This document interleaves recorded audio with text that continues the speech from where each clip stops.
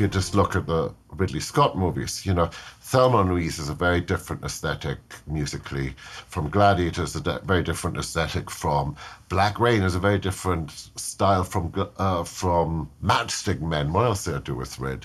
Black Hawk Down, it's Hannibal. I mean, they're completely, stylistically, they're very, very different. And he's very, very different as well in them. Because that's the whole thing. I mean, it's, one of the reasons I think he's such a great director is because he's interested in so many things, and he can get passionate about so many things, and there's a underlying aesthetic and a huge amount of knowledge and craftsmanship that goes with being able to, we're going to go and tell the story of Hannibal Lecter, we're going to tell the story of a battle in Mogadishu, we're going to tell the story of some con man in the valley. Or a gladiator, and really, I just know this about him. I feel this. I never talked about this, but if I had to sum it all up, is he's genuinely interested in people, and he's genuinely interested in stories. And everybody looks at the amazing way he shoots things, and the amazing compositions, and the amazing eye he has, and the amazing artistry. But underneath all that, the foundation for all of that is he wants to go and tell a good story.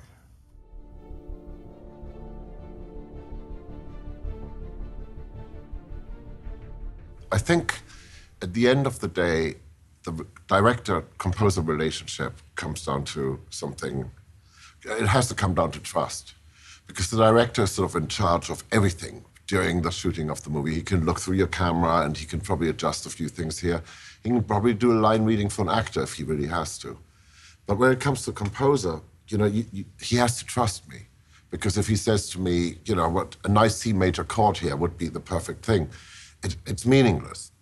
I see it so often that filmmakers find it hard to take the step off the cliff, because that's really what it is. They've been involved in the script, they've been involved in the casting, they've been involved in everything. And by being involved, I mean they had language and eyes and whatever, words to control the situation, to control their movie. And then they suddenly get to that bit of, we need music. And whatever words they use and whatever it is, however articulate they are, it's still not going to get the music written. So they have to go and hand over literally the baton to the composer. And, oh God, the second movie I did over here for Ridley Scott, Black Rain, and I had heard that Ridley had a bit of a reputation of not sticking with the composer sometimes beyond the first session. So I just said to him, Ridley, what it'll take for me not to get fired? He said, simple, don't write me a symphony. And I knew exactly what he meant. He said, write, serve the movie, enhance the movie, elevate the movie. Be about the movie. Don't be about, but isn't my music fabulous or something like that? You have to have a strong ego, but it can't be a destructive one. The ego has to be the ego of the process, the ego of the filmmaking, And at the end of the day, you realize we're all alone in this together.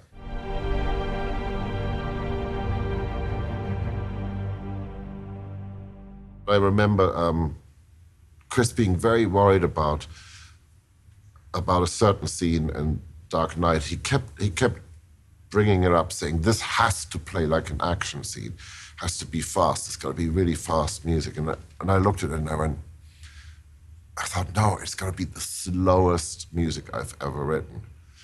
So I wrote this piece that, 25 beats per minute or something ridiculous. And everybody came, I got everybody into the room and I said, Chris, I tried something completely different. If you don't like it, it's easy enough, it's just spin it and we'll try the other thing. But I'm not sure. I think this could be interesting. And everybody knew that he'd been going on about this has to be a fast piece. And, I played it to him, and there's sort of a silence afterwards, and he's looking at the screen. And he looks at me, he goes, yeah, that works too. And that was the end of that conversation, because it's just exploring. All we're doing is we're exploring things. It's not about this has to be a finished piece of music. I mean, so I tried the slow thing. If that hadn't worked, it would have gotten us to the next sentence where I would have gone, so tell me, why the fast piece? Or why does the slow thing not work? And it would have become a conversation. And somewhere in that conversation, we jointly would have found an answer. Terry Malick and I mean, we fought like cats and dogs at different points during the process. At one point he said, the way we speak to us, only brothers can speak to each other that way. Because we got passionate, we got into the ideas. And, I think the it's not really working type of scenario is where nobody cares, where people don't get passionate, And as long as you remember at the back of your mind, everybody is just trying to do their best. Everybody's trying to support everybody else. Everybody is trying to work at the top of their game and invent.